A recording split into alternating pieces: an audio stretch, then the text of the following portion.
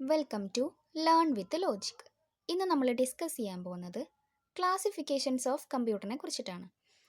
3 types of computers ആണുള്ളത്: analogue computer, digital computer, hybrid computer.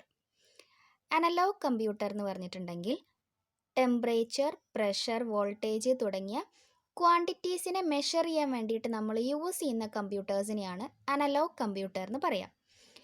ഇതിൻ്റെ ഔട്ട്പുട്ടായിട്ട് നമുക്ക് കിട്ടുക വേവ് ഫോം ആയിരിക്കും. അതായത് കണ്ടിന്യൂസ് ആയിട്ടുള്ള സിഗ്നൽസിനെ ആയിരിക്കും നമുക്ക് ഔട്ട്പുട്ടായിട്ട് കിട്ടുക.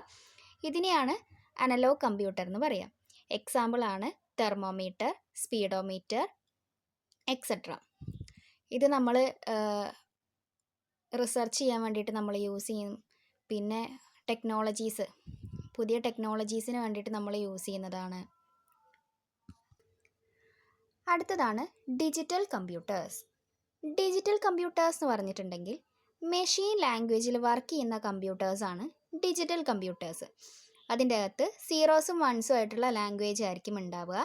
ഇപ്പം നമ്മൾ വർക്ക് ചെയ്യുന്ന എല്ലാ കമ്പ്യൂട്ടേഴ്സും ഡിജിറ്റൽ കമ്പ്യൂട്ടേഴ്സാണ്.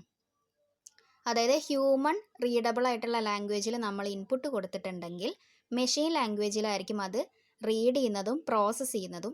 പക്ഷെ നമുക്ക് ഔട്ട് കിട്ടുന്നത് ഹ്യൂമൺ റീഡബിൾ ലാംഗ്വേജിൽ തന്നെയായിരിക്കും. അതിനെയാണ് ഡിജിറ്റൽ കമ്പ്യൂട്ടേഴ്സ് എന്ന് പറയാം.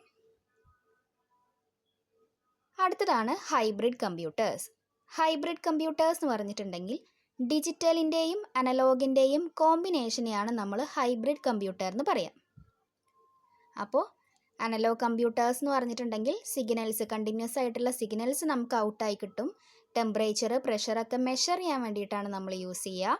ഡിജിറ്റൽ കമ്പ്യൂട്ടേഴ്സ് എന്ന് പറഞ്ഞിട്ടുണ്ടെങ്കിൽ നമ്മളിപ്പോൾ യൂസ് ചെയ്യുന്ന ലാപ്ടോപ്പ്, ഡെസ്ക്ടോപ്പ് ഒക്കെ ഡിജിറ്റൽ കമ്പ്യൂട്ടേഴ്സാണ്. സീറോസും വൺസും ലാംഗ്വേജ് ആയിരിക്കും ഉണ്ടാവുക. ഹൈബ്രിഡ് എന്ന് പറഞ്ഞിട്ടുണ്ടെങ്കിൽ അനലോഗിൻ്റെയും ഡിജിറ്റലിൻ്റെയും കോമ്പിനേഷനെയാണ് നമ്മൾ ഹൈബ്രിഡ് കമ്പ്യൂട്ടർ എന്ന് പറയാം.